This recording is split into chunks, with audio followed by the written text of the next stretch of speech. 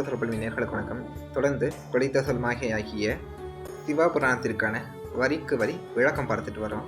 இன்றைக்கான அடிகள் புல்லாகி பூடாய் புழுவாய் மரமாகி பல்வெருகமாகி பறவையாய் பாம்பாய் கல்லாய் மனிதராய் பேயாய் கணங்களாய் வல்ல சிறராகி முனிவராய் தேவராய்.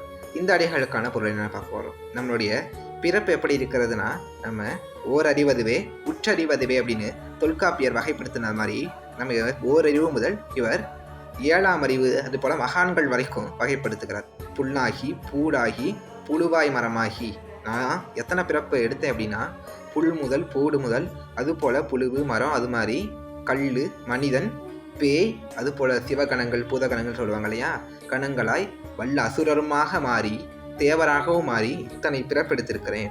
இதுதான் என்னுடைய பிறப்பின் பட்டியல் அப்படின்னு இதில் பெரும் பட்டியலே நம்முடைய மணிவாசகர் இடுகிறார். தொடர்ந்து குளித்த சொல் மாலையாகிய சிவபுராணத்தின் வரிக்கு வரி விளக்கத்தை பார்க்க அடியனை பின்தொடருங்கள். நன்றி, வணக்கம். திருச்சிற்றம்பலம்.